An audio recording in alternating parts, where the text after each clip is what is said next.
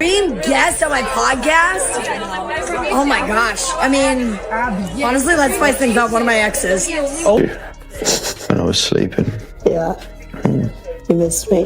When I was sleeping, yeah. Why don't you have a dream about me then? Because I was dreaming about my friggin' old school teacher. All of a sudden we're having it, and all of a sudden, you know, we're at the rap party for Big Brother. I'm getting cussed out. It was the security guard kept turning around to me being like, and I was like, you know what I mean? Like, because I understand where they're angry and where they're coming at me, but I also keep reiterating, like, I'm not in a place to talk. It has come to my attention in the past 8 hours that everything we sort of saw unfold on what I thought was a fake reality show where I didn't need to worry about the validity of my relationship was truth. The internet can take a lie and run so far with it to the point where you just can't do anything about it. JoJo Siwa's ex just lit the match, and what she revealed isn't just embarrassing, it's straight up unsettling.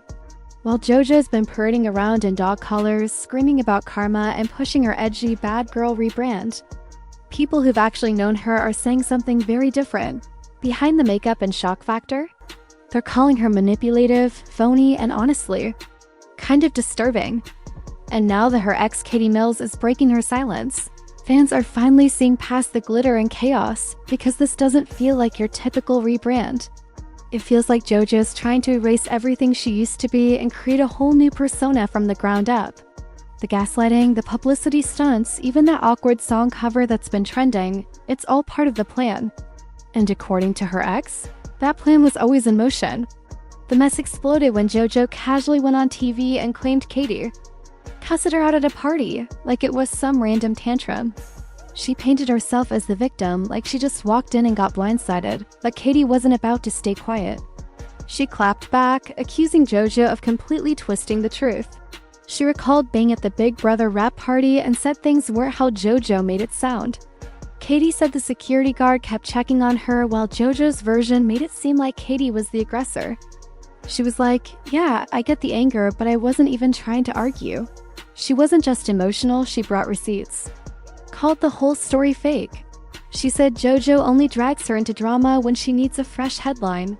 That whole poor JoJo got dumped routine? It crumbled fast once people looked closer, because JoJo didn't seem heartbroken. In fact, right after Celebrity Big Brother, she was crawling into bed on camera with 33-year-old Chris Hughes, giggling and flirting like they were in a rom-com. And this was while she was still with Katie. Chris, when I was sleeping? JoJo, yeah, you missed me. Chris, why don't you dream about me then? JoJo, I was dreaming about my old school teacher. Fans caught on quick. Reddit, TikTok, everyone saw the pattern. JoJo always gets her story out first. A vague TikTok, a teary monologue, and suddenly she's the one who got hurt. But the second someone calls her out, she's confused, shocked, doesn't know what's going on. But Katie says JoJo knows exactly what she's doing. If she's lying about breakups, what else is she twisting? And that's when fans started really looking at her so-called transformation. It's not just a makeover.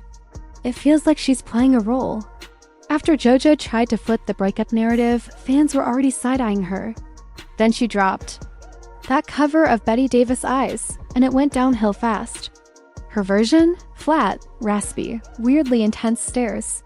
TikTok went in immediately, and right after it dropped, the actual Betty Davis singer posted, then quickly deleted a cryptic message. She didn't name JoJo, but everyone knew who it was about.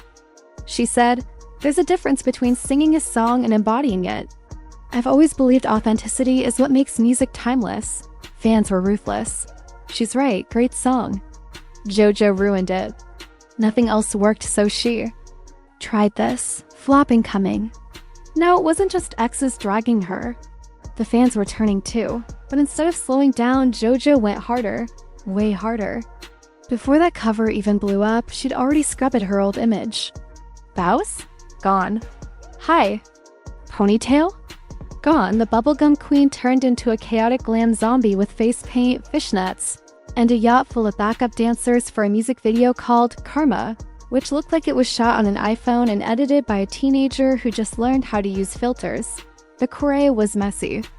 The vocals were shaky. The plot? Non-existent. JoJo tried to justify it, saying she was scared to sing those lyrics when she was 18.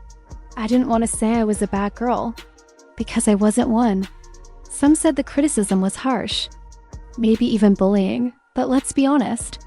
If your rebrand leaves everyone confused, the internet will react. And it wasn't just trolls. Her longtime fans started backing off. Because the deeper they looked, the more it seemed like JoJo wasn't reinventing herself. She was deleting herself. They pointed out how she jumped on labels that were trendy, then abandoned them. That this wasn't just an evolution. It was a total identity wipe, and it keeps happening. Whenever JoJo changes up her style, the one thing that stays the same? She's always chasing what'll get her trending. New outfit, new persona, new headline. And then came guilty pleasure. If you thought Karma was her rock bottom, buckle up. This next video? It had teddy bear lingerie, burlesque props, a chapel, and JoJo in a dog collar. It looked like Bratz dolls exploded in a haunted church, but instead of camp, it came off just confused. Behind the scenes clips showed JoJo looking lost. JoJo? It's so weird we're gonna do this for 2 hours and never see it again. Her mom's bedazzling her clothes mid-shoot. JoJo, let's bleep, do it. Ready for take one, JoJo? No. The visuals made no sense. The music didn't. Stick. And the vibe? Screaming help in rhinestones. One commenter nailed it. Is it just me, or are the comments better than the song? But the deeper issue? JoJo knows her audience still includes kids. Kids who followed her from Nickelodeon, who wore her bows, who knew her as the colorful, loud, happy girl. Now she's half-dressed in a fake church. It's not just awkward. It's unsettling, and it didn't end there. After Guilty Pleasure flopped, JoJo's spiral went public. She showed up at the GLAAD Awards with a rainbow mohawk and drag-inspired glam. When asked about the look, her answer didn't help. JoJo, I wanted to look straight. Interviewer, don't know if you nailed that. JoJo, I look like a little dude. Reddit dragged it. Said it looked like creepy cosplay and not in a drag race kind of way. The look went viral. Before she even got inside the building, then came NYC Pride, and it got ugly. Mid-performance, JoJo was booed and lost it. She screamed at the crowd, cursed them out, dropped F-bombs. It wasn't edgy, it was alarming. JoJo, where the bleep did I come from? Beat him up. Beat him up. Audience, nervous applause. JoJo, which one of you? Music blares. JoJo, respectfully. Fans weren't just cringing, they were worried. But it all exploded during her 21st birthday, the Disneyland meltdown. What should have been a cute celebration turned into a disaster. Leaked clips showed JoJo stumbling, bruised, mascara running, claiming she was punched in the face. JoJo, it's my birthday. I'm drunk as bleep. I got punched in the eye. Reddit went crazy, frame-by-frame breakdowns, full timelines, endless theories. Why did no one help her? Why did it escalate so fast? Katie warned us. She said JoJo always rewrites the story when things spiral. Now fans are wondering, are we watching a breakdown? Or was JoJo built for this from the start? Because what comes next is darker. It goes back to the beginning, before the fame, before the bows, before the rainbow explosion, to the person who made JoJo a brand, her mom. And what fans are saying now? It's terrifying. This isn't just stage mom behavior, it's a full-blown operation. Her mom chose the bows, bleached her hair at age 3, allegedly bullied other moms, and turned JoJo into a product. There's a viral thread breaking it all down. She wasn't guiding JoJo, she was managing a machine. And now fans are realizing JoJo didn't grow a brand, she was the brand. One clip says it all. JoJo's mom, I told JoJo you don't need to tell the world everything. JoJo, but I do tell them everything. That's not parenting. That's programming, and it's not the first time we've seen it. Think Piper Raquel, Danielle Cohn. Same story, different kid. The lawsuits are still ongoing in those cases. The only difference with JoJo? No one's come for her mom yet, but if her whole identity was manufactured since preschool, how much of this chaotic JoJo is even real? And then there's her. Friend circle. Colleen Bollinger, nearly 30 when she started joking around online with 12-year-old JoJo. Fast forward, Colleen gets exposed for mailing underwear to minors. JoJo defends her. JoJo, she's always been kind to me. The internet takes a lie and runs with it. I just want to say my piece, not vague. Not neutral. Just pure loyalty even as receipts flooded in. Then there's James Charles. Same James accused of messaging teenage boys. JoJo's still collaborating with him. JoJo, I'm not gonna do it. I did it, laughing, no distance. No concern. Just vibes. This isn't bad judgment. It's what happens when someone's taught that the brand always comes first. When your mom tells you that image matters more than boundaries. You don't grow up with morals. You grew up learning how to spin the story. And now fans are seeing the cracks.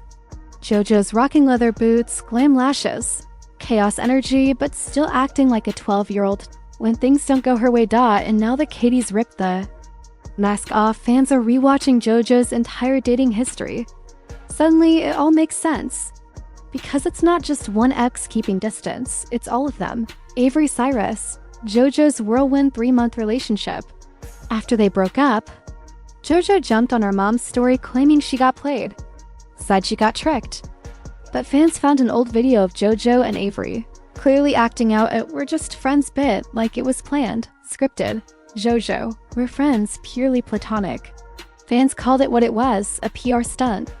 Then JoJo's mom jumped into accusing Avery of clout chasing. And suddenly it looked less like heartbreak and more like media turning gone wrong. Then there's Kylie Prue, JoJo's longer-term ex. After their split, Kylie went live, stayed calm, and said she wanted peace. All of a sudden we're having it, and all of a sudden, we're at the wrap party for Big Brother. I'm getting cussed out. It was the security guard kept turning around to me being like, and I was like, you know what I mean? Like, because I understand where they're angry and where they're coming at me, but I also keep reiterating, like, I'm not in a place. When I was sleeping. Yeah. You missed me. When I was sleeping, yeah. Why don't you have a dream about me then? Because I was dreaming about my friggin' old school teacher. Boys that think she's bad, she's got Betty Davis. Originally, I was scared of the lyrics. I was 18 years old. I didn't want to say bitch. I didn't want to say I was a bad girl because I wasn't a bad girl. Stop! It's so weird that we're gonna go do this for 2 hours and we're never gonna see this again. My mom's currently doing her last minute stoning. Yeah. Let's freaking do it. I'm so proud, so grateful. Let's fucking do it! JoJo, ready for take one? No. The living just booed me! Where the did I come from? Which one of you? Which one of you?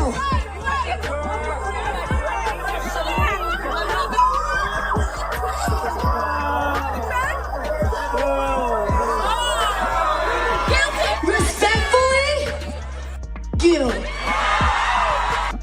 Kylie, I probably won't do a public relationship again. It didn't sound bitter. It sounded like a warning. Like she'd seen too much behind the scenes, and the pattern? It's everywhere. Avery says she was used for attention. Kylie says she won't go public again. Katie says it was gaslighting and manipulation. 3 different stories, same theme, and it doesn't stop at the breakups. JoJo's entire life is starting to look like a production. Staged TikToks, carefully timed chaos. Always a scandal near a release. Always a meltdown near a dip in views. It's like drama is the strategy now. But here's the thing, there's no growth. Just louder tantrums. That Disneyland video, the GLEAD look, the Pride meltdown.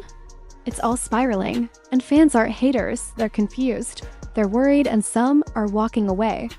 But now the questions are getting darker. Does JoJo even know who she is without the cameras? If she's been a product since toddlerhood, what happens when the product stops selling? That pressure can destroy people. Her team? Silent. Her mom? Still in the wings. JoJo? Still performing. Still posting. Still spiraling, but the audience? They're done clapping. They want answers, real ones. Who's guiding her now? Who's looking? Out for JoJo when the views drop?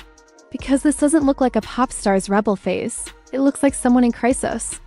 With a camera crew watching, 3 X's. Same red flags. And every time someone gets too close, JoJo either edits the story or erases them.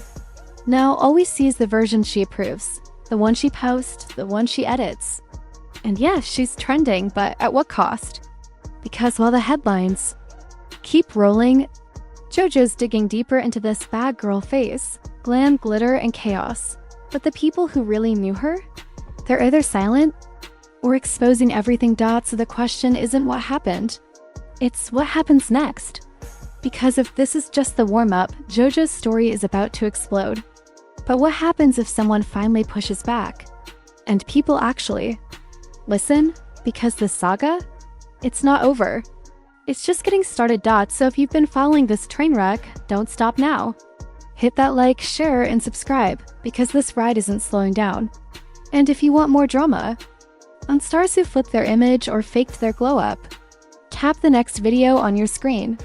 Trust, it's even messier.